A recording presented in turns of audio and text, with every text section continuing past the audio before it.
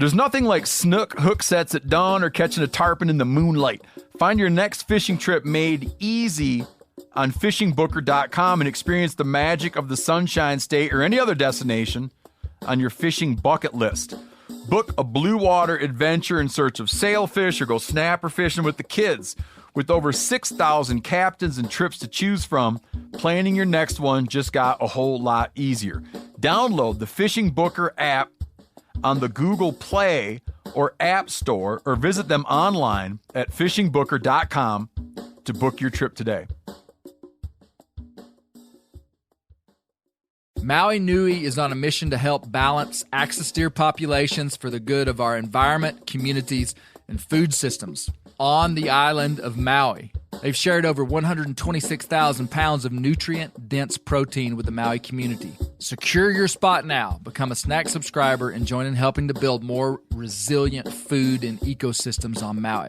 Visit MauiNuiVenison.com. That's MAUINUI venison.com and use promo code BEAR for 20% off your first order. Sport Dog is the most recognized brand in the hunting dog training industry. The Sport Dog promise to customers is simple: gear the way you design it. Every product Sport Dog builds is meticulously designed and rigorously tested in the field, ensuring it withstands the toughest conditions you and your dog may encounter. Using tracking equipment on my squirrel and coon dogs is extremely important to me. Get 20% off your first purchase using the code BEARGREASE. Go to www.sportdog.com/beargrease to learn more.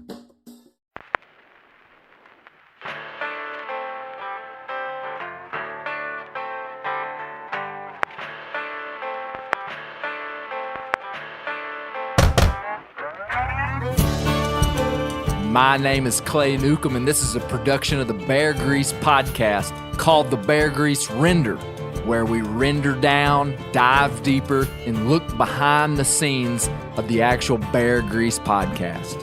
Presented by FHF Gear, American-made, purpose-built hunting and fishing gear that's designed to be as rugged as the places we explore.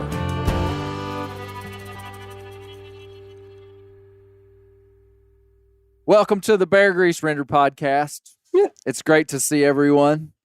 Is it really? Do you really feel that way? Man, I feel like I have an audience. The people are set before I am. If the people were set in a triangle, okay, I would be at the point of the top of the triangle. Right. The people would be set out in front of me as if in an auditorium.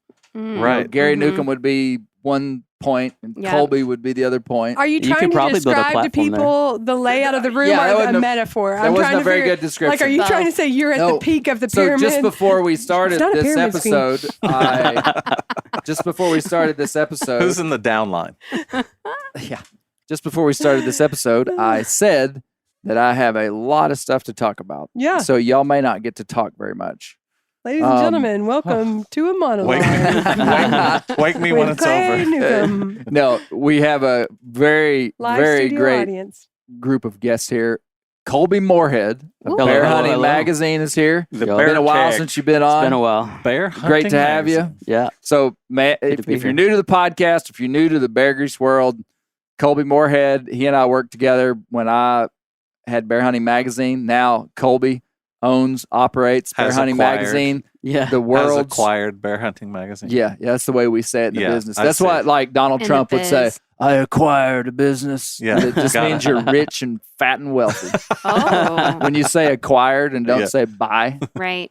So Colby acquired Bear Hunting Magazine. I don't know if you should be I receive it.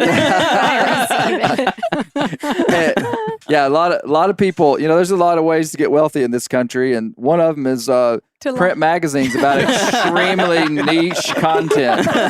Right, Colby? Oh, Colby's rolling in the dough. passion pays off. Well, no, Bear Hunting Magazine, I had it for 8 years, and it's a big passion of my life and a very incredible near decade of my life. Only print Bear Hunting Magazine in the world, been in print for 23 years. Covers bear hunting all across the country. don't DM me and ask me for bear hunting tactics because I will say the same thing I say all the time, Colby. Yeah. What do you think I tell them? info@bear-hunting.com. Yeah, that's right. No, I say, hey, man, for real, you should subscribe to Bear Hunting Magazine because there's always going to be, I always used to tell people one single issue is not going to teach you how to bear hunt. But if you subscribe to it for a year, you're going to learn a lot. Everything you need to know to take a bear. Everything. Plus, it looks good. That's right. Yeah. It is It's a fun. great It's looking fun to magazine. get a print magazine. So Colby's here. Dr. Misty Newcomb is here. Ooh, Thank you so much for being In here. the presence Misty of has some greatness. really cool I shoes have- on. Those are the Yes. trendiest shoes a Newcomb's ever owned. They probably Yeah. are. Like when I put them on, I thought this is maybe too much for us. No, I Like, love it. I don't That's know. great. Perfect. I don't They're know just if we kind could of pull a this off. banana Amen. pudding colored pair of Nike tennis shoes. Wow. I think those Like are called just retro. straight Nikes. Nike. You drop the Nike. You drop Oh, the really? E. Yeah, they're classy. Okay. I've started running again, Mm-hmm. and they say you run better if you Feel good about yourself. if you have cool shoes. That's what they say. To Misty's left is Christy, Hello, the hello. Landbridge spillmaker. Landbridge is Christy, Mrs. Landbridge spillmaker. Yeah.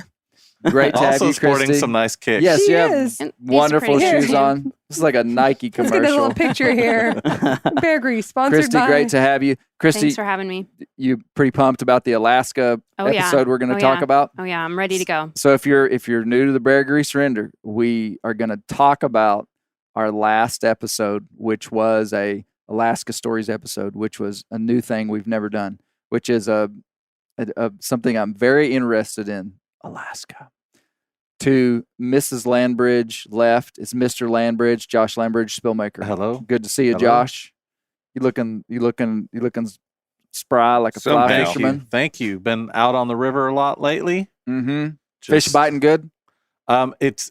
I actually learned something the other day that I was not aware of. I had a guide friend tell me a few months ago, and he said when there's a full moon, he said the fish won't bite, and I that had just blown through my memory and not even thought about it. And I went out with a good buddy of mine the other night, and he's as good or better a fisherman than I am, and we put our lines in the water, and we just expected to just tear it up. Went out after work, and we fished for nearly 3 hours and didn't get a single bite. And then on the way, we went home with our tail between our legs. Just Did a you minute, try- Just a minute, did Josh. you he try- did catch one fish. I caught one fish. I caught one need fish. to- I got wasn't one not a bite. single bite. Be one honest, bite. And he Josh. It was, but it was right at Did you dark. try casting High level your of fly on the integrity. other side of the boat? I tried casting everything. Oh, Okay. So Other on the way side. home, I look up and I realize it's that mega moon. that blue Yep. supermoon. Mm. And I went home and started doing some research, and sure enough, it severely Don't affects get me started on supermoons. Uh-oh. You've done it. what I think the whole supermoon. I'm a young man, okay, by Ish. many standards, ish. Uh-huh. and I have seen at least 10 once in a lifetime supermoons.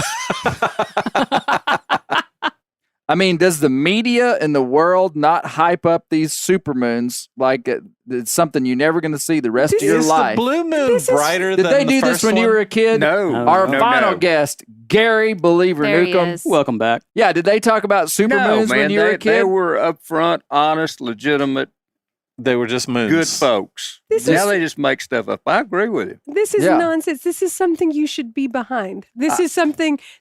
Well, listen, I think there's threw a a supermoon party. Just so y'all know, we're different here.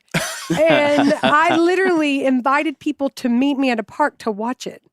This special Wow. It's supermoon. true. It's true. FaceTimed everyone in my family so that we could all but see it see, together. and then there's the other thing is that the There's- moon never looks as good in a video or photo. Never. Oh my Never. goodness. I will be Yes, looking at that's some true. incredible That is moon. true. Unless Take you a have a picture of Samsung, it. Picture and you're apparently. like, oh, look at that white dot. Yeah, I know. So Dad used to tell me when we would be out and about and looking at land or whatever, and you would think when you're in the mountains, everybody talks about views, like a land and a house. Does it have a view? Is it beautiful? Is it aesthetically pleasing? And what would you used to say, Dad? When Do you I was remember? a kid, we didn't have enough money to think about a view. That's right. We wanted a roof. Actually, that's Truth. not true. But I mean, we didn't have a lot of money. Well, you but views just wasn't. I mean, it wasn't a big deal. right. We wanted to be able to see our next meal. Yeah. Well, no, it made a lot of sense when you said that to me when I was young, is that there was a time when aesthetics were not as big a deal. I mean, people literally coming out What of are you World War getting at, II. though? Yeah, relate this back to the moon. Views. The world is enamored with all this You should be external, supportive of flashy this. marketing. You care about They've got us around their nature. finger. What on earth? They've got This Hey, is it's, ridiculous. It didn't cost anyone anything. This is not a consumer thing. This It's the supermoon is a conspiracy. Yes, It's, that's right. Government conspiracy. It's the old Maslow's model. We've climbed that pyramid to Yeah. a point Where we can got talk time. about We got time supermoons to and talk views. about this. And It's Judy true. said, "Hey, the supermoon's going on outside," and I didn't tell her, but I like Gunsmoke better. But I went outside and I looked and I thought, it looks like the same moon I see every night, except maybe a little bigger. I'm pretty sure though that I'm Misty, struggling a lot I'm here. joking. I love Okay. I love All the right. supermoon. I'm just saying I feel like there's a lot of drama around the supermoon. But that brings me to my next segment of the podcast, Ladies and gentlemen, about- it's going to be a monologue. moons and Oh, wildlife. Really? Oh, okay. Josh was talking about It's how true. he Yes, didn't right, catch a the fish fish. with the moon. Also, children at school. I have spent 43 years studying the moon and people's reaction to it. Okay, I probably became aware of it when I was I like was about to say. 12, 13. my entire But Okay. about how the moon affects everything. One of my best friends Everything. in high school, Nick Graham Cunningham, his father owned a body shop. And I remember them saying, when it's they say it as Yep. if it's fact. Yep. When the full moon is out, business will be good because people will have wrecks. There was, Why? Because they're looking at the moon? well, that's just it. Why? We don't know why. Why? It In affects don't know. wildlife banking, like crazy. in banking, you had crazy people come in and want to borrow money. in, On a full moon? in, Yeah. in schools. Are you kidding? No, I'm serious. It's Are a- you serious? Yeah. I mean, not really And would you crazy, loan it but to I them? mean, you'd get loan requests that was just out. It just wasn't. It's Right up the okay. snow. It's a and there's- given in schools that on full moons it's going to be a struggle. And when the full moon and Halloween hit, or any holiday that includes a lot of candy, your next day is going to be awful. It's just going to be a difficult. It for Is this sure. a self-fulfilling It for prophecy? sure impacts behavior. That's I don't think so. One time, so I get these discipline reports, and this is why I don't think it is. I get these discipline reports, and one Misty's day, been studying this for well, 43 my years. whole life I've been studying this. One time I got a discipline report, and I was like, "What on earth is going on?" And someone just kind of randomly, it was like out of this world, and someone said, "Hey, is it a full moon?" And we looked, and sure enough, it was.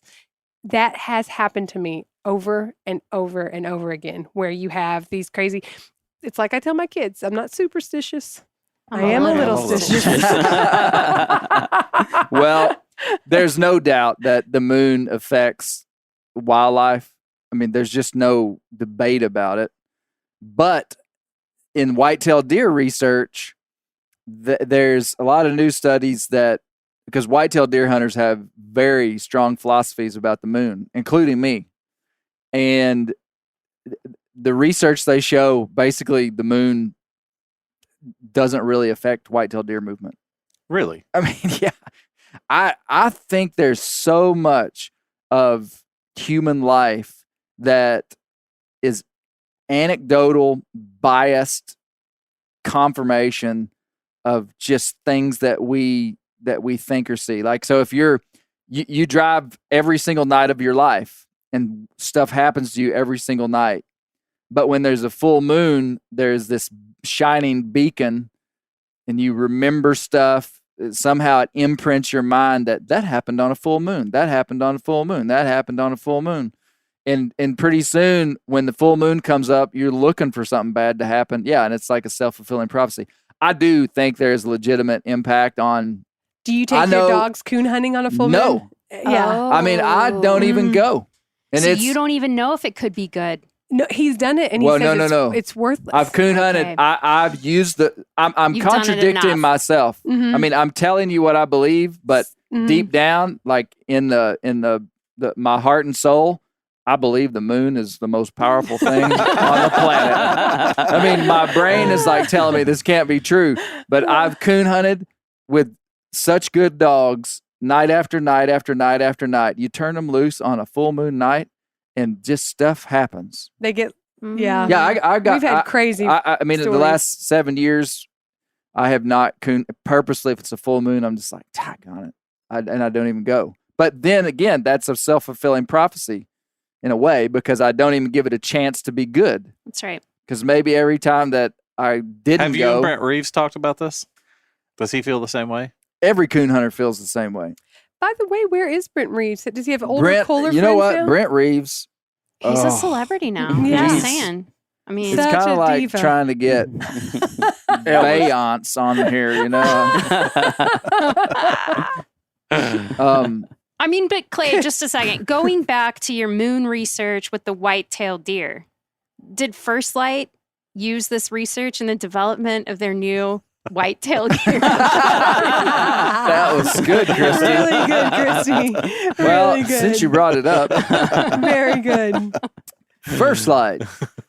First Light does have, I mentioned to my team here that I wanted to talk about First Light whitetail gear.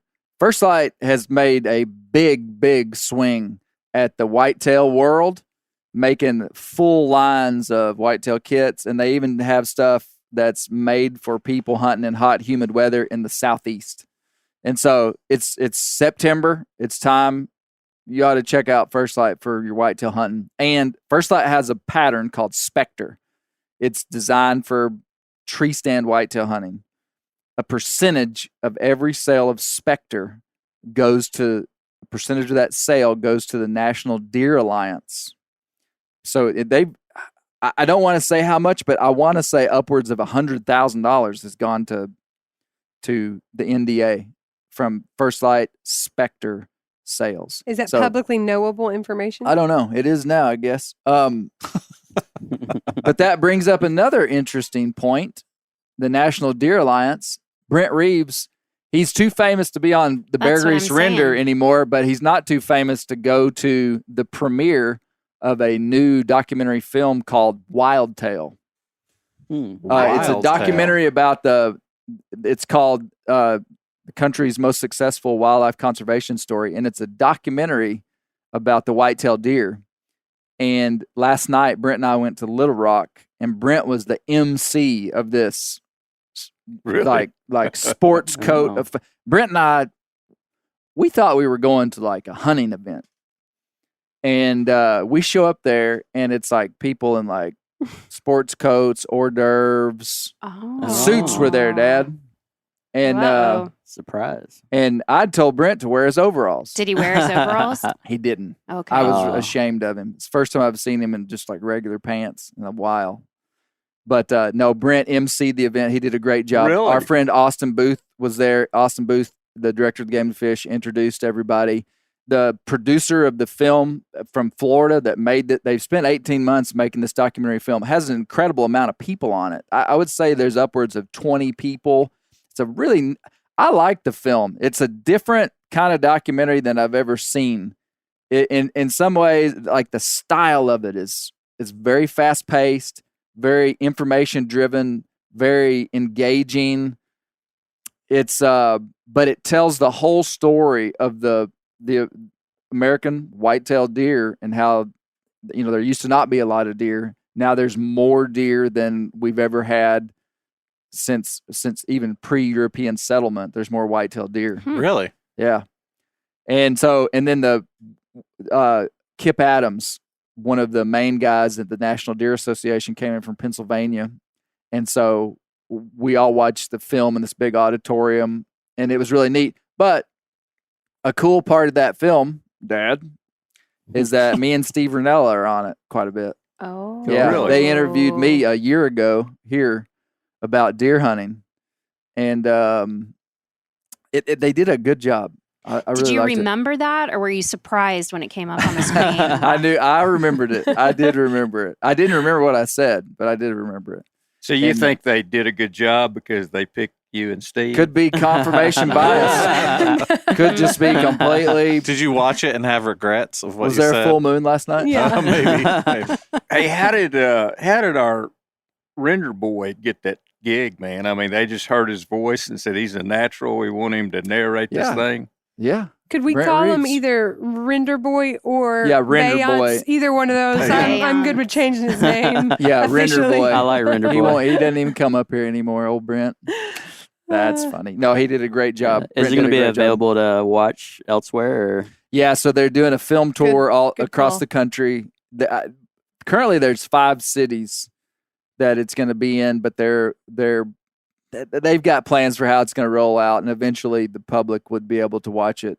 Great. But it was a good film. It's really well put together. Very the style of it was unique. I'm taken back, Colby, based on your question. And Clay got to watch the film last night. Remember earlier he was talking about that triangle where he's like the top of the pyramid, and Yeah. the rest of us are Yeah. the base. Uh-huh. So we're the base. Yeah. So We're the the common shoulders. people are going to get to watch that film at some point. Yeah. But not yet. Well, at some point, Christy, at some point you can watch it. So that was cool. What do The, you have in your hand, Newt? I have a Phelps Acorn Grunner in my hand. That's like worth $10 million right I now. know. We- Supply Because you and can't even demand. get one. These went up for sale on Phelps' website, and they sold out in about 24 hours. They're going to make some more in November, but not very many. The reason that they can't just whip them up is because that call is made of white oak.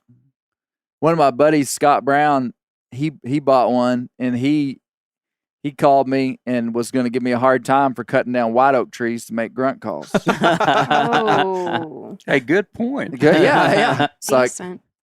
no, it's made of white oak, and so they just only had so much wood, but then mainly the acrylic guts of that call, the actual innards of the call, they have to order that stuff, and it has to be machined. And a quality Dang. grunt call or any kind of quality call is usually going to be acrylic, whether it's a duck call or something. So that's not plastic; that's machined acrylic. Really? Yeah. Wow. And but this is that inhale exhale call, which I've talked about. So it a few stop times. taunting us Oh, with it. So because we can't get it. Well, I'm just saying I You wanted to missed your thank everybody. America, you missed your chance. I wanted to thank everybody for coming to the. I feel like You know, everyone got one the except stage. me. Yeah, you were I out was a baiting day bears. late. Yep. How about that coonskin hat? Yes, and we put a coonskin cap on the auction house, Meat Eater Auction House of Oddities. What's the Meat Eater Auction House of Oddities, which is set up to fund. They were trying to buy a piece of land that was going to open up public access, and Ryan Callahan leads that. This was they have specific initiatives, and they were trying to raise $150,000, and they raised way more than that. Ooh, So nice. wait. Yeah, way more The- than that. for- It's all public knowledge. You could Yeah. look on and see how much they Yeah. went What'd for, the but coonskin but hat go for? $2,500. That's Wow. did Josh's you see that? coonskin hat. Did you see went that for picture of the $2,500. lovely Mrs. Christie Yeah, Steelmaker yeah. wearing Oh, it too? man. It was there. Sorry, Yeah. Christy. Yeah, thanks. No, I wasn't going to tell anybody. Yeah, that hat, that's a nice hat. That's somebody's getting a bargain. Yeah. Yeah, Those yeah. coons were caught on a full moon. No, I'm just kidding. They weren't. may have been. If you could get some coons on a full moon, they would be priceless. It'd be worth even more. Yeah. Thank you for whoever bought that coonskin Yeah. hat. Thank you guys. I mean, there was some incredibly generous bids on there. Yeah. Did you see how much the dinner with How much did Steve it go Ranella went for? Yes. Dinner for 4 with Steve Ranella. $12K. At his house. $12K. Okay. 25K. More. Wow. This is a game that Bear and I get to play every day when he tells me, guess how much Didn't money I it- made today. I think I More. saw it. I think I saw it. Well, Wasn't what it did 50 you- It grand? went for 50 grand. You're Oh, kidding. wow. Wowza. Yeah. Somebody paid 50 grand For what? for Dinner at Ranella's house. Steve Ranella's house. And clearly it was someone who was wanting to make a Yeah, Donation. that's generous Yeah, So, I donation. mean, it was somebody who was serious about conservation, wanted to make a donation, and was just that's what the Auction House Oddities is about is people being generous for land access and different stuff. So that's really cool. What is he Everybody at serving? Meat Eater was really proud. Yeah, I don't know. He better make it good. No doubt. Gold leaf.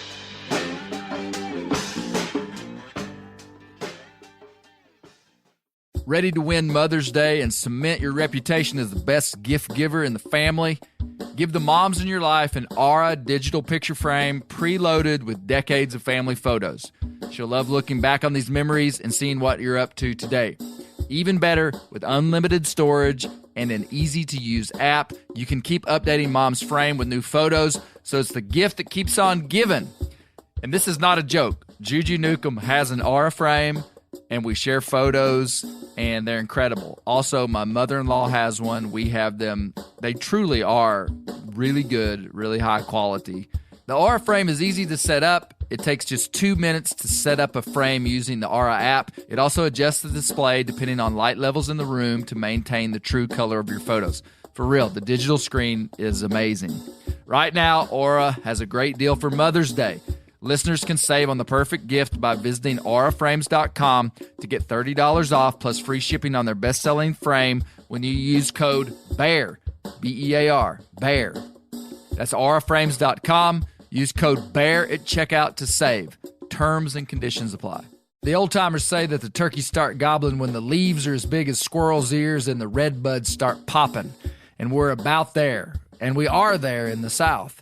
The onX Hunt app is one of my most valuable tools in the spring woods. With tools like coniferous versus deciduous tree distribution layer, you can save time by locating edges or transition areas of mixing habitats from home. Find an area like this with water in close proximity, and more than likely, there will be a gobbling turkey nearby. Knowing the exact boundaries of private ground ensures I stay on the right side of the fence, but can easily find public ground to go see if I can't strike a gobbler. If you do get one to sound off, using compass mode and waypoints will help you pinpoint his exact location, allowing you to move in and make the perfect setup to bring him right into your lap. Download the onX Hunt app today. You'll be glad you did.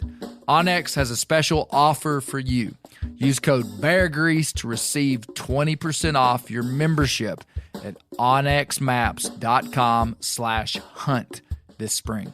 Whitetail Institute launched the food plot revolution in 1988 with a concentration on research and real-world testing of forage products specifically for whitetail deer.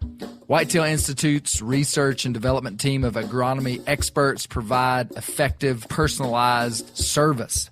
I've been using Imperial Whitetail Clover for a long time in a food plot back behind my house. In 2007, I killed the biggest buck of my life over an Imperial Whitetail Clover small quarter-acre food plot.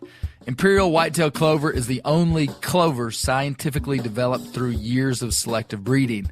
Clover Extreme genetic stability provides extreme cold tolerance, disease, and drought tolerance. It really does. Clover is coated with Whitetail Institute's Rain Bond, a polymer coating added for enhanced seedling survivability. They have an exclusive offer for Bear Grease listeners, 15% off Imperial Clover when you use the code BEAR at whitetailinstitute.com. That's whitetailinstitute.com and use code BEAR for 15% off. You remember I had a lot to say on this podcast. This week I got to watch. I was able to see in advance of the release the movie The Blind about Phil Robertson, the duck commander. Is it like what is it, like an autobiography? It's like a Hollywood movie. What do they call it? A biopic? It's Wait. It's a Hollywood movie. Does that mean it's dramatized? when I Not say really. Hollywood, I don't mean it was shot in Hollywood. I just mean it is a movie. Cinematic. It's a cinematic, like well done movie that could play on the big screen. Is there someone playing Phil Robertson? That's correct. Oh, 100%. It's So it's a dramatized. dramatization. Yeah. Yes. I'm sure there's drama in that story too. Oh, it's, I've heard you the know, history I've and- never met the Robertsons. I never have. But Phil Robertson's hard not to respect. Truth. Yeah. I mean, he for real is. I mean, he's the real deal. And then I've heard bits. I'm familiar with their story to some degree, but when you watch the movie, you see how wild it really was. Like Phil Robertson was a wild man. He played. He had a rough upbringing. You know, it shows all this in the movie. He had a rough upbringing down in Louisiana, and he ended up going to college on a football scholarship and started over Terry Bradshaw. Terry Bradshaw. Yeah. Oh, really? Yeah, Terry Bradshaw was the backup quarterback. Yeah. Yeah, and so they showed that, and then Phil doesn't really want to play football and doesn't play his senior year, and starts duck hunting, and after that his life kind of spirals pretty hard and gets involved in some pretty rough stuff, and it shows a lot. It really does.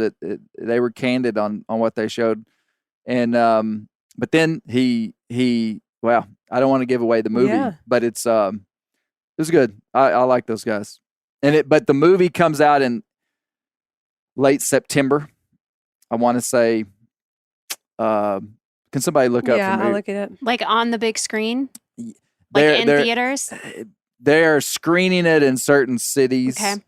But the movie's called The Blind, and yeah, it's really good, really good. The Robertsons he's a man of faith for sure, a believer, and they're really strong, outspoken believers. September And, 28th. September 28th. So, yeah, The Blind. Cool. I Phil like it. Robertson. Mm-hmm. Well, what'd you guys think of the Alaska Stories podcast? Quite entertaining. I liked it.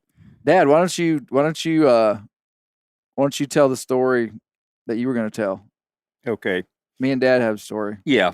Near death experience. Mm-hmm. We were going to Alaska, Canada. not Alaska, Canada, to When we do our Canada stories. Hey. Why wouldn't that I work? mean, you know, Canada is a wild, woolly So place, but you wild. can't have a Canada stories I mean, you can't even podcast. tell a story here and lie a little bit. You get caught immediately. It doesn't have anything to do that I'm 92 years old. My brain's about half right. But we were going to Canada, I guess, on your first bear hunt, It was. sort of out of the country. And anyway, we were on a secondary flight, little puddle jumper, wasn't it? Mm-hmm. And Air Canada. all of a sudden, A plane with maybe like 30 people on it. yeah, there's small quite a few. plane. It wasn't a little bitty guy, but so I'm just sitting there. I'm on the aisle, and Clay's next to the window. I notice he's looking out the window all the time, and finally he says, "Dad, there's something wrong. This plane's been circling now several times over around the airport or city or something." And about that time, a stewardess came on and goes, "Things aren't going well." And We hope you are having a nice afternoon. Things for us aren't Is so everyone great. right with Jesus? she, Thanks for you. she I'm Hey, about let to me get let me worse. tell. I don't want to hijack your story, but it was interesting. We took off, straight off the runway, and then the plane started to bank, which is common with a plane. You know, they can only go one of two directions on a runway, and if you're going a different direction, the plane has to turn. And so the plane banked, and you kind of felt it bank, and it just stayed banked for like 20 minutes. Like it never. Huh. And so I was like, but This it is was subtle. Yeah. But I was like, we're going in circles. And after like the second time, I was like, we're circling. Yeah, it was. So- It's pretty neat. You observe that, and so the stewardess came on, and she handled it real well. I don't want to scare y'all to death, but we're about to die. Real But she subtle. said, "Look, we've got some problems with our landing gear, and we're going to take this real serious. We're not going. So, would you, young man, would you handle that door? This is what you do. This guy, would you handle this? Get your oxygen down and put your head between your legs." And so she went through the whole deal of how we were going to handle this crash. I mean, the landing gear wouldn't come down, at least one leg of it. And so what I found interesting was, here I am, an older guy, got my family raised, and I'm thinking, well, Lord, make it quick. You know, I don't mind going, but I'd hate to just suffer real bad. But Clay's young. He's got a family. He's got a wife. He's got a lot of responsibilities. And so he had a few more prayer requests than I did. But anyway, how did it end up? Well, so We landed. there's Dad and I jumped out. Yeah. No, the stewardess came on and she told us what was going on. And what it was is that the brakes of the landing gear didn't work. Okay. And they were anticipating a potential crash on the landing. And the stewardess, she said, so we are preparing for a crash landing. This is what we would do if there's a crash landing. And I mean, it was like, it wasn't a drill. And from the time we started our descent, Is this over where you took off? Yeah, Or is it this was you're like headed to your destination. apparently they took off and everything was okay. And when they went to pull the landing gear back up, okay. it wouldn't pull back up. And I just remember the problem is that there were no brakes on the landing gear. So you were just going to come in super hot and potentially like burn the rubber off the tires, spark up on the plane. They had fire Wow. trucks. So we circle for forever, for probably an hour because they were trying to run the fuel out of the plane. And so they run all the fuel out of the plane. And then when we go down to land, but from the time we start to descend, that stewardess at Air Canada was taught to yell. What did she yell? She yelled nonstop, like a phrase like, cover your head, watch your feet. We're going to give you something good to eat. I don't know what she said. But we had our heads down and she's going, like it wasn't erratic. It was, she was screaming intentional. something that she was supposed to yell at us. And yeah, I mean, we really thought this is going to be a crash landing. We did. And they had fire trucks all down the airstrip. And I just remember it was just a rough, fast landing. Hey, let me add one thing about that trip. I thought it was kind of fun as the daddy. We bear hunted and we couldn't get a bear. And our guide couldn't put us on a bear. And finally Clay said, would it be any problem if I went back to this other pasture we were on? And the guy said, well, yeah, you can go back over there. Within about 5 minutes, he'd killed a pretty good bear with an amazing shot with his bow. So, I mean, he did his own guide work. Yeah, that was a good hunt. That was that bear right up there, us sitting right up there. Yeah. Yeah, we'd seen a bear out in an oat field the first day, and I liked the spot, and we were having trouble, and we never went back there, and I just had a feeling. And I said, hey, take me back over there and just let me out of the truck. And he was like, okay.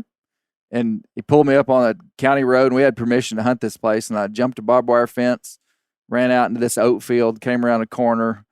There's a bear in the middle of this oat field laying on its belly, like right at dark, shoveling oats in its mouth. And That is awesome. and I'd been shooting my Matthews DXT and killed a bear. Yep, that was a great trip. Thanks, Dad.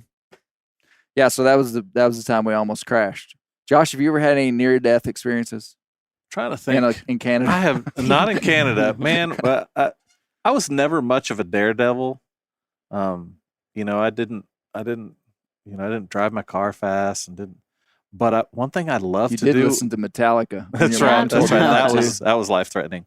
And then, but we used to love to jump off bluffs when I was a teenager. Mm. And we would go to the lake and jump off bluffs, but we'd go to the river and jump off bluffs too. And there's a spot that was like it had a like we all called it Skull Rock because it kind of looked like a skull. It was 43 feet high, but you had to hit a hole that was about, I don't know, maybe 10 foot around. And when you hit the water, you had to ball up because you would still hit the bottom. And man, we used to do that. And it was thrilling to me, but I look back on it now and I'm like, God, that was stupid. Yeah. And we used to swim up into tunnels against the current that you couldn't turn around in. Wow. Mm-hmm. And I just think if the slightest little thing went wrong, Mm-hmm. but I loved being in the water back then. And I know you had a close call in the water. And but Couple. man, Mhm. we love doing stupid stuff in the water. Mm-hmm. Mm-hmm. So I look back and think many of those could have been life threatening, but we just Christy, have you ever had a near death experience in Not- Canada or Alaska? Nope, I have not. Anywhere else? No, I think the only story I would tell, and really just to make fun of myself, is that there was a summer we were hiking, and one of the people with us, I was actually with Clay and Misty Newcomb on this hiking trip, screams ahead of us, this young girl, and finds this huge timber rattler. Do you remember Oh this? yeah, Okay. yeah. So Clay identifies it. It's a 30-year-old. It was whatever. Single male. It was the biggest timber rattler I've ever seen personally. Really? Alive. Bigger than that. No. I mean, I didn't see that one. Okay, you didn't see it alive, yeah. Yeah. So And this it was a super intense hike that had Yeah. it has the biggest drop off. So you're kind of unnerved anyway, just doing that with kids. right. So we Mhm. did that. Like a month later, we're on a camping trip, and we're out with your brother, Misty. We walk by. There's a rattlesnake. I highly respect the rattlesnake because it tells you I'm here. Get out of my way. So, rattlesnake. Like 2 weeks after that, Josh and I decided to go hiking in Fayetteville, Mount Kessler. We're up there. And I am terrified of snakes. And I've had these two experiences. And I hear this sound. she's a little gun shy. at and that I point. jump up on a rock and just start screaming. And Josh is like, for the Lord to help her. yeah, it's true. It's true. I'm always crying out to Jesus in these moments. And I'm on there and I was like, snake rattler. And Josh is just looking at me like I'm insane. And a half a second later, this man comes by on a mountain bike that is clicking. Oh. It was his hub. And the click Going, of his like triggered PTSD inside of me. And anyway, no, I've not had any near death experiences that I So remember. her near death experience was that she was within 60 feet of a timber rattler. Well, Yeah. actually, I think her Wow. near death experience is that she was within 60 feet of a mountain bike. That's right. That was the near death experience. Dad, what would you say your nearest to death experience has been? I just hadn't had any. I mean, I'm well, safe what driver. about Plays it safe. Vietnam? Vietnam. Oh my goodness. Yeah, that would Vietnam. Oh, I really wasn't. I mean, anybody can die in Vietnam, but I didn't get put in crazy situations. I was transferred to within just like 20 miles of the DMZ with a bunch of Marines, and my buddy down at middle part of Vietnam called around and had me transferred down to him, and he was getting hit every night. And They up were- in they were Quang Tri, shelling yeah, the base. shelling the base. I was mad at him, man. I mean, I got off the plane and started looking for people with faded fatigues. I'm thinking, man, you can't survive in Phu Bai. Mm. And my mother prayed every night for me.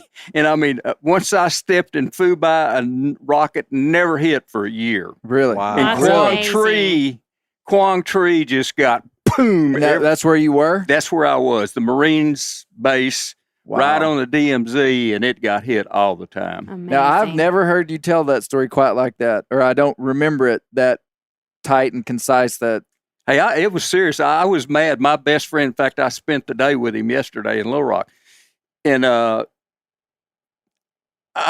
wouldn't even hardly speak to him. I said, "Sears, you've got with your CEO and got me moved down here into a pit that's you know, chances of us getting out of here is slim and none." And nary a rocket hit, not even one. Wow. So it's pretty. That's pretty fun. But Well- hey, while we're talking about Vietnam, I think I've done this, but the guy, when you said thanks to the people that bought that hat, it made me think of this. The guy that looked Yeah. up my old buddy, Yes. I hope he's listening, and we got a hold of him, had a great reunion, and probably going to go to Florida and see him. So Dad talked about, I mean, you had to say his name, didn't you? Yeah, Quint. Quint. Yeah. Dad talked about Quint on one of the podcasts. And Quint was this guy they knew in Vietnam, lost touch with him, thought he was dead. I mean, Yeah. they Yeah, didn't he hear was- that he was dead. They just assumed he was Right. dead. And then 40 years passes. Yeah. Or And how- we look for him. We look for him almost every few years. We just whatever you do to look Dad for and his people. buddy that got him into the war zone down there always wondered what happened to Quint. And I've heard Dad talk about Quint my whole life. And he always says, we figure he's dead. Well, a Bear Grease podcast listener who has some incredible research powers, for real, with his job. He has Wink, wink. he could know about anything you wanted to know. He legally, it's not like an undercover deal.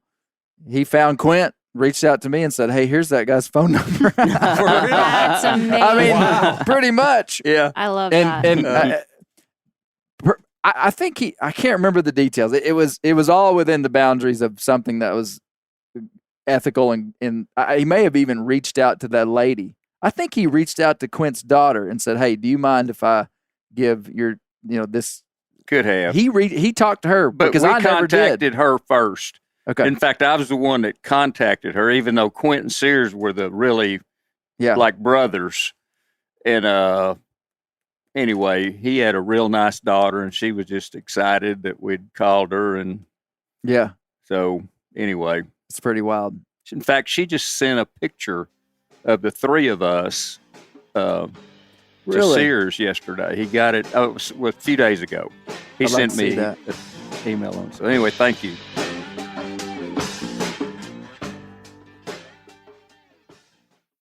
Ready to win Mother's Day and cement your reputation as the best gift giver in the family?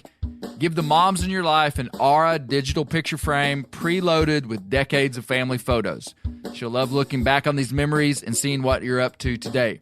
Even better, with unlimited storage and an easy-to-use app, you can keep updating mom's frame with new photos, so it's the gift that keeps on giving.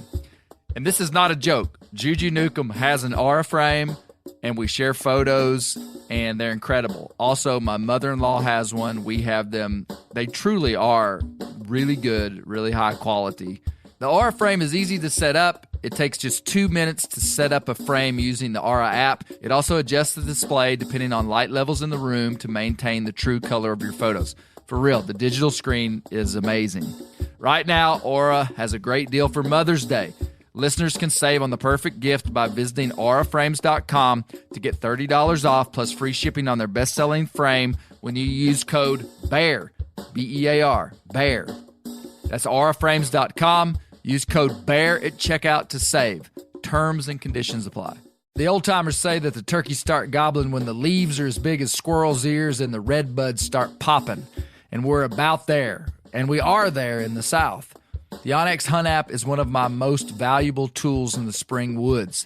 With tools like coniferous versus deciduous tree distribution layer, you can save time by locating edges or transition areas of mixing habitats from home. Find an area like this with water in close proximity, and more than likely, there will be a gobbling turkey nearby. Knowing the exact boundaries of private ground ensures I stay on the right side of the fence, but can easily find public ground to go see if I can't strike a gobbler.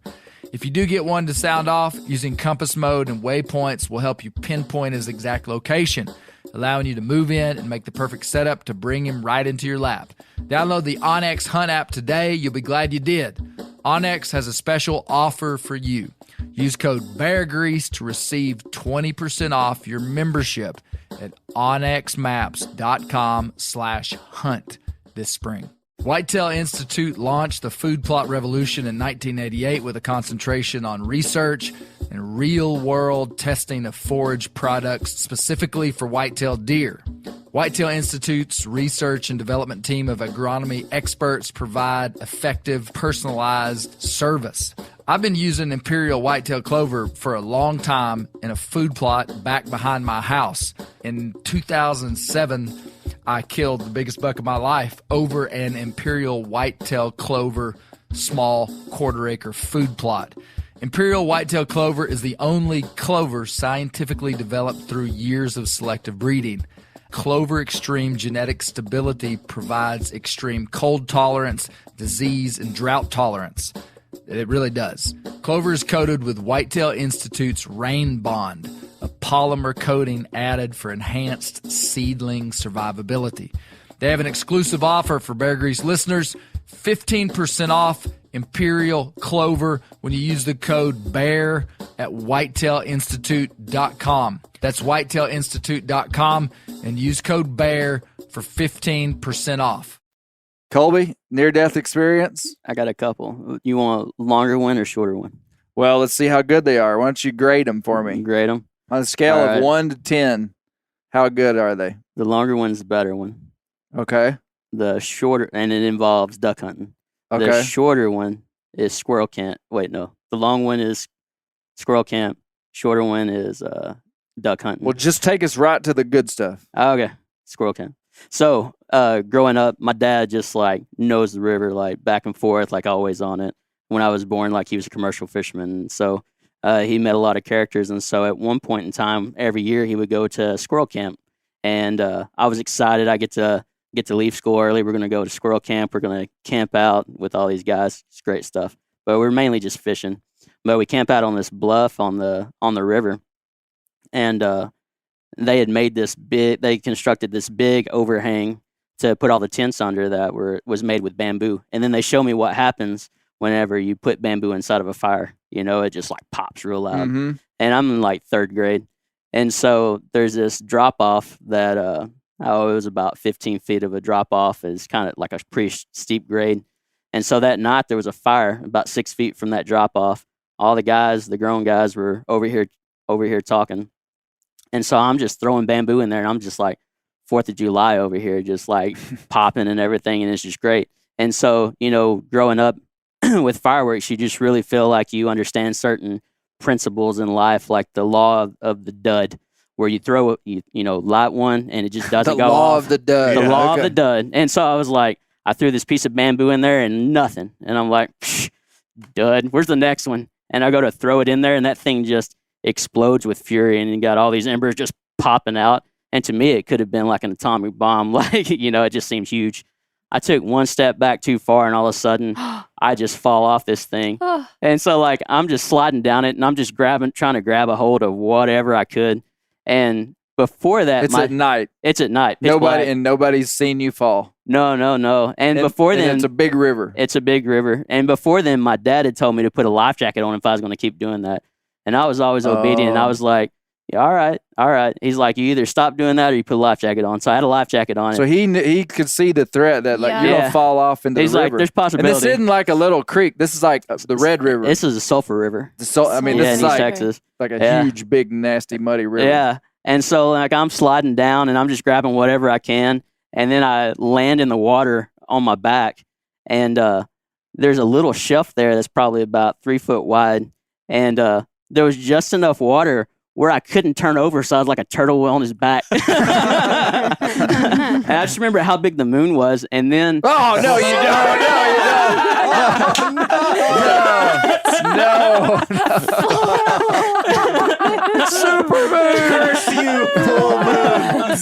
Anyways, at that same time, there was a boat going down the river, and so all of a sudden, there's these waves just like coming over me, and I'm just like freaking out. I was like, "Is this how this happens?" And I remember So you like, die. yeah, and then I remember like just a silhouette of a guy just like full dive off of it, and he lands like maybe like 5 feet to my right. Oh wow, he jumped off the he bank jumped off into just the like river. yeah. Earlier that day, he had like jumped out of the boat and was like throwing me some Ivory soap. He was wanting to take a bath and stuff. So like just love the water. And then I see another figure come over and just like come down at like the Silver Surfer, you know. Mm. And they reached me at the same time. And so and then my dad had always told me, like growing up, whenever I would get in trouble or I was really getting close to getting in trouble, he'd be like, "Boy, I'm gonna plant a boot." And so they reached me at the same time. My dad grabs me, and the only way to get me up is he would lift and then he would kick me. And so I thought he had finally planted a boot. That was a good. I'd say that was a strong good one. one. Yeah, Yes. very good Oh, story. man. 8.5. Yeah. Maybe even a 9 with the supermoon comment. Yeah, That's a good one. That's Supermoon good. was That's good. That's good. That's good. Misty, near death. You know, I don't really have any near-death experiences. My parents rode motorcycles. One time, I mean, like punchline, we hit a deer on a motorcycle. Uh-huh. Full moon? No. Yeah. You know, that was good, Kobe. But I think I mainly just watched my brothers do stupid things and just thought I'm not going to do that.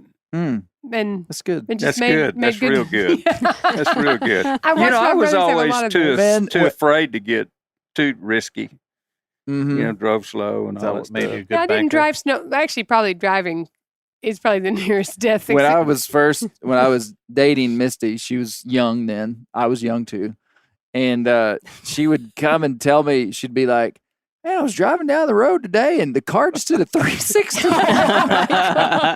It just did. Yeah, I mean, for real, like that happened. And I just said, "What?" And she was like, "Yeah, I actually remember cut that. the wheel and the road was wet and it just like zipped, just did like a 360." I mean, Oh my goodness. do you remember? I actually remember And that I just happening. remember being like, "This isn't okay. You've got to learn how to drive." Hey, the Geo tracker she had was quite Geo Metro, entertaining it's true. to Yes. Judy and I. Yeah. I mean, there was not a spot on there that didn't look like somebody beat it up with a hammer. Yeah, it's true. It's true. I Wow. learned by doing. My buddy had a Geo Metro, and we used to pick it up and put it on the sidewalk. You know what? She lasted a long time. Everyone kind of made fun of it because we got it new and it looked fine. I mean, Geo Metros aren't like fancy cars, Yeah, but no. we paid for our own cars, so I could Yeah. afford it, and I was super proud of it. I beat that thing. I mean, like I was super rough on it. When we got married, we ended up. Oh, you had that car when you got married? Yeah. Yeah, I we think I drove it. We remember that. drove So it for many a of our while. friends ended up. It was like the we car ended that we up passed giving down. it to my brother, to Zach, I do remember that. and we car. gave it to him as a gift.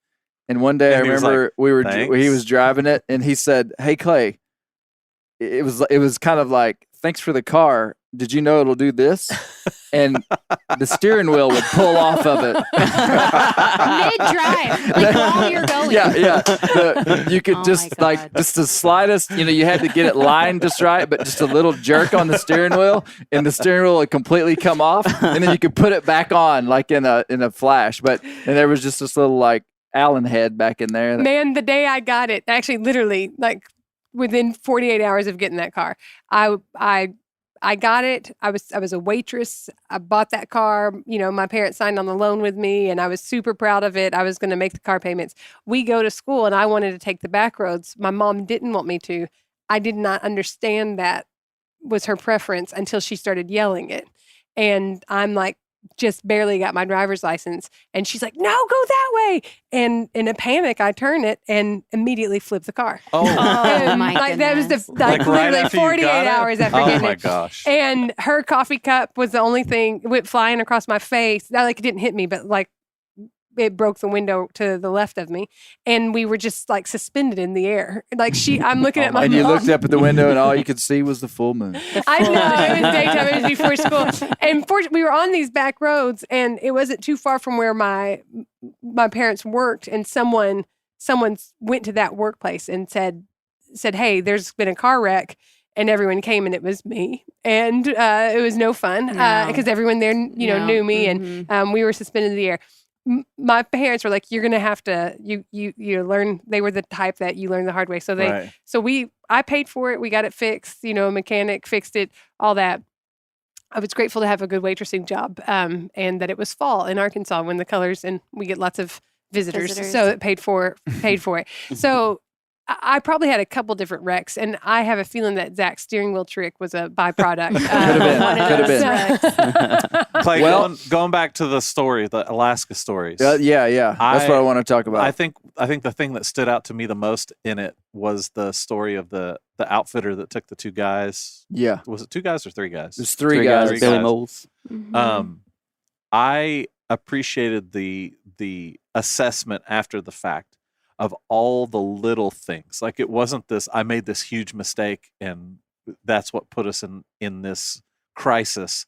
But he recognized I pushed it too far here, and I pushed it just a little bit too far here, a little bit. That really impacted me in thinking about how I do things, whether that's in the boat, whether that's in life, whether that's, you know what I mean, making commitments and, you know what I mean, tying myself up so I can't make that commitment.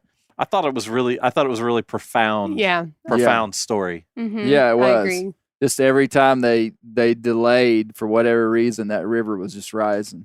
Yeah. Yep. Yep. Yeah, that was scary too to me. I mean that big fast moving water Mhm. is wild. Mhm. No, fast moving water, golly. I would have been scared crossing the river that Mhm. fast, that tall. Yeah. I encountered a deal like that. A friend of mine and I were going to hike and get to it. You had to cross the river.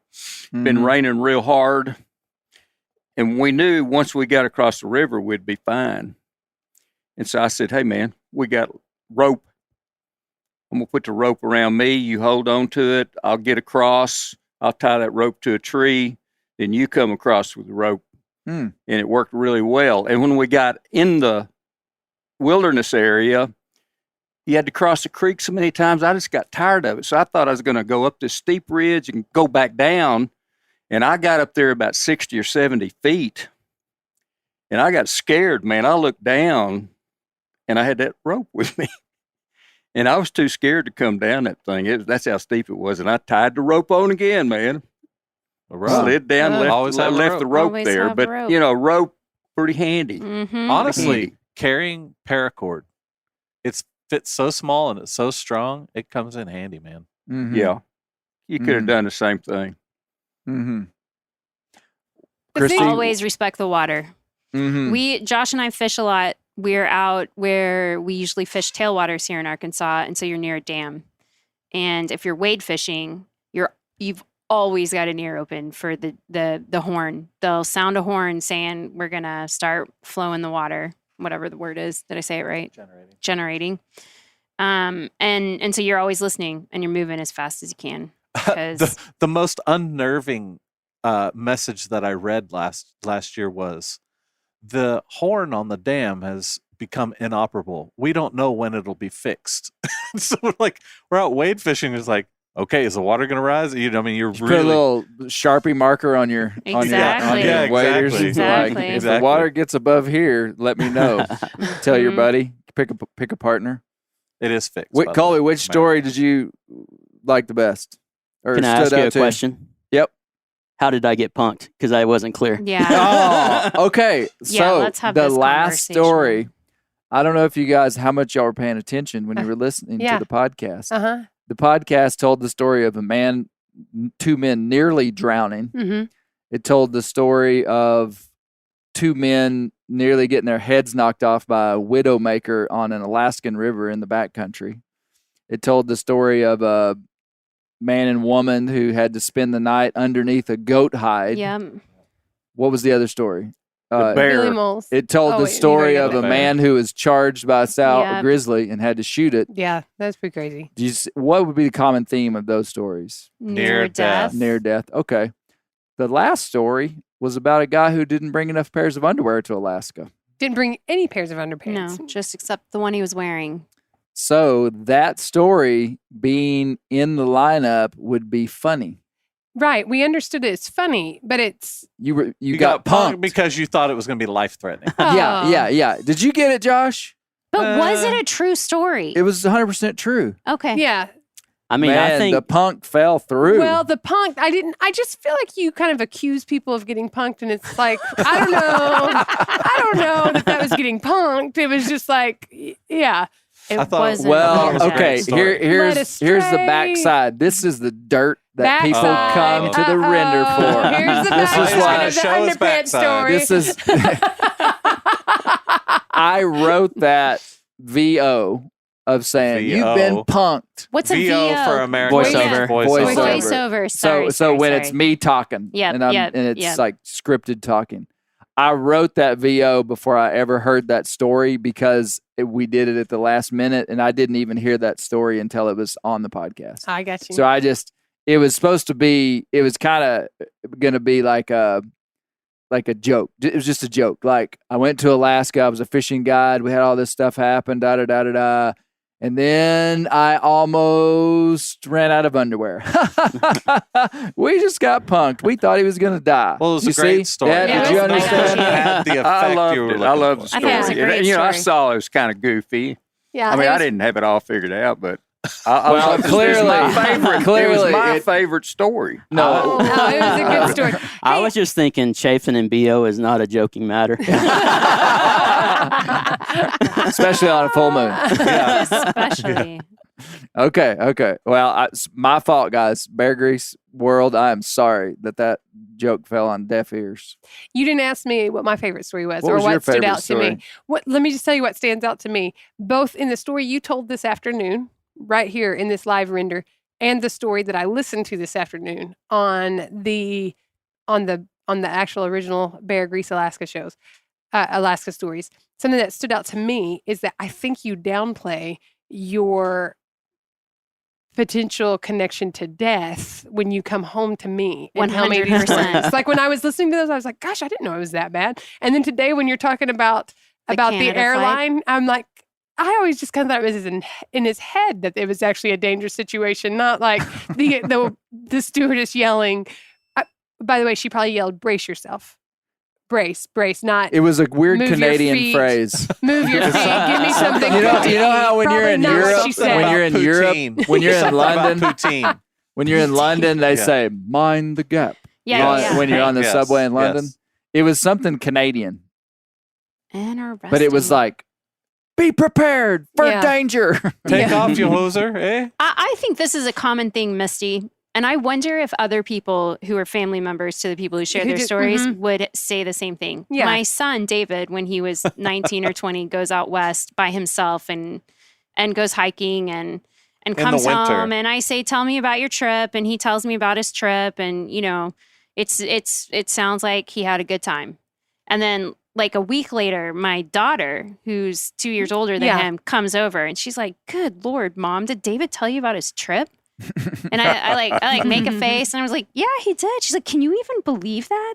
And I was like, tell me what I can't believe. Yeah. What are we Just to talking make about sure here? I know. And the story she tells me about his trip and the story he told me about his trip were very, very, very different. Mm. Where he spent like 8 hours in a tree well that he wasn't sure he was going to be able to get out of all by tree himself. well? Yeah, like it's snow. It's snowing, and under the evergreens, it drops down in. The snow builds up, and if you drop down in and you don't have anything to dig out with, you can get stuck in there because they can be 10 or 12 feet deep. Oh wow. So he's stuck Yeah. in a tree well. Like anyway, we don't have to go into the story. Maybe but, David could be on your next Yeah, story. but what David tells me and what actually happened were quite different. Right. Mm. Very, Yeah. very different. And as a parent, you have to hear that story and not look surprised, as Mallory's telling you, because you got to Right. play it cool. And then you can't call David and say, hey, I've got new intel about Yeah. your tree well experience, and I'd like to talk you about it. clearly are a It- better mother than me because the no, next you time I did. said David, I was like, what the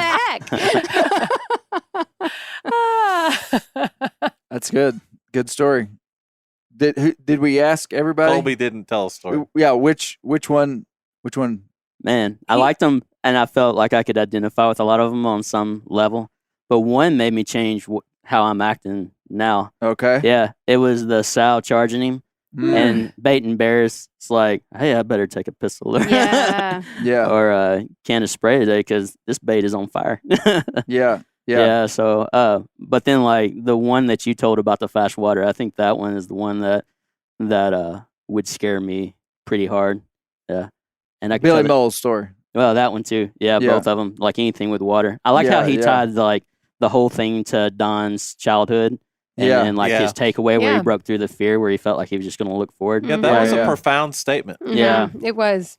It was good.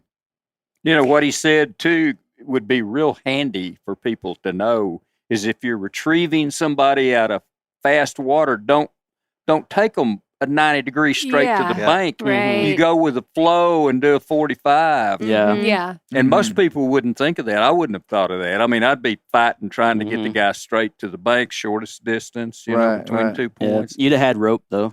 I wouldn't have gotten that situation probably. Yeah.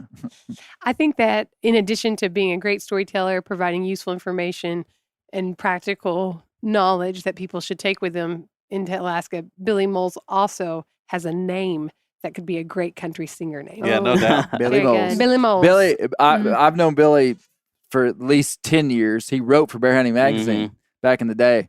And Billy made incredible documentary films about Alaska. He has, back when he still sells DVDs, but, you know, the DVD sales aren't as hot as they used to be. But you can still buy them all.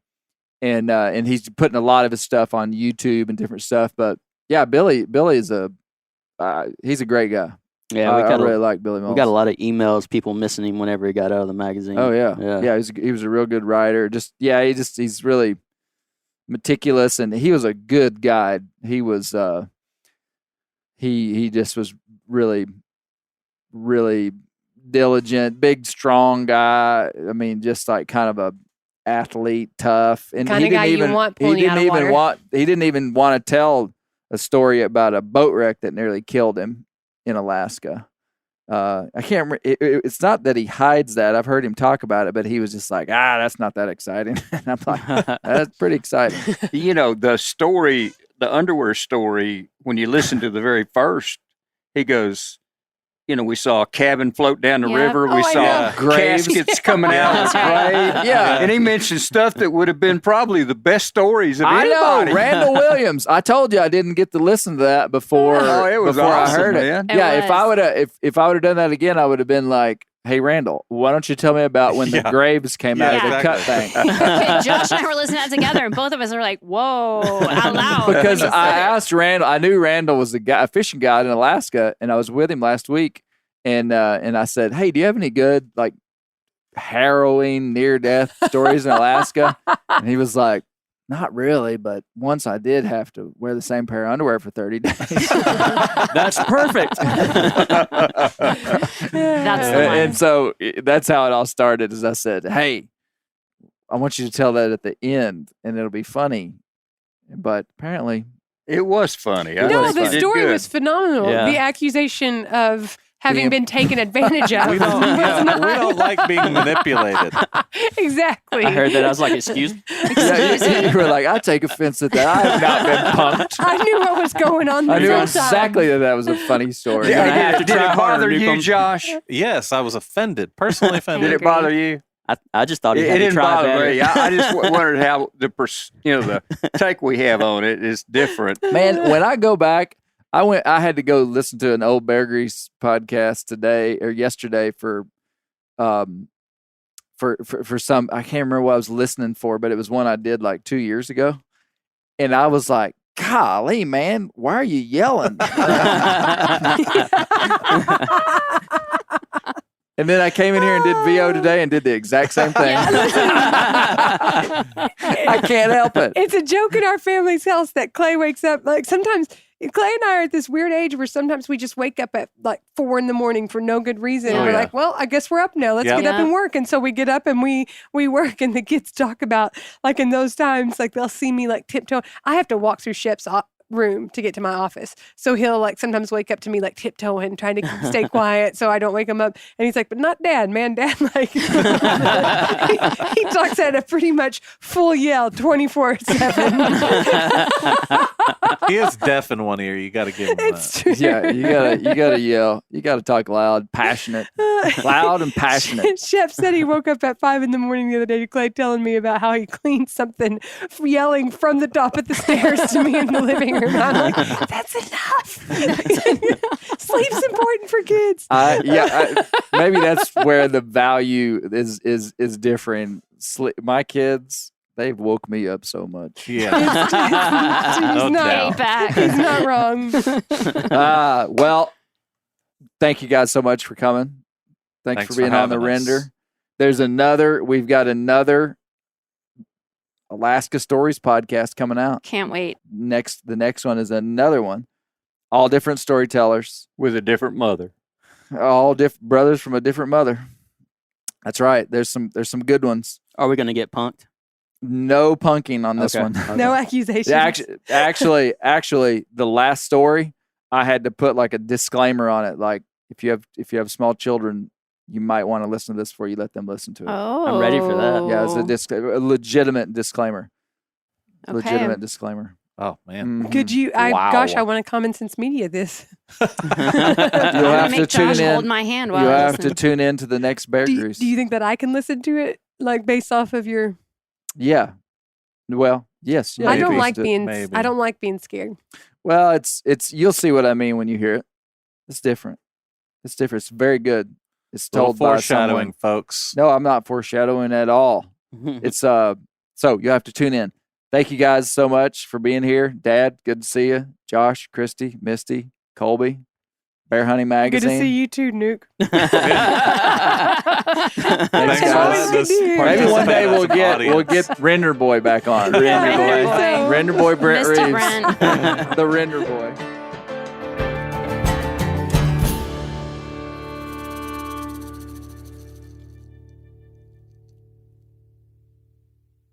Sport Dog is the most recognized brand in the hunting dog training industry. The Sport Dog promise to customers is simple: gear the way you design it. Every product Sport Dog builds is meticulously designed and rigorously tested in the field, ensuring it withstands the toughest conditions you and your dog may encounter. Using tracking equipment on my squirrel and coon dogs is extremely important to me. Get 20% off your first purchase using the code BEARGREASE. Go to www.sportdog.com/beargrease to learn more. I'm sure a lot of you guys remember the old ceremonial hunting tradition of eating the heart out of the first animal you kill. Meat from those organs are among the most nutrient-rich foods on the planet. You can get those same benefits your ancestors craved via convenient daily capsules from Heart and Soil. Find out more at heartandsoil.co. And remember, use code MeatEater for 10% off your purchase.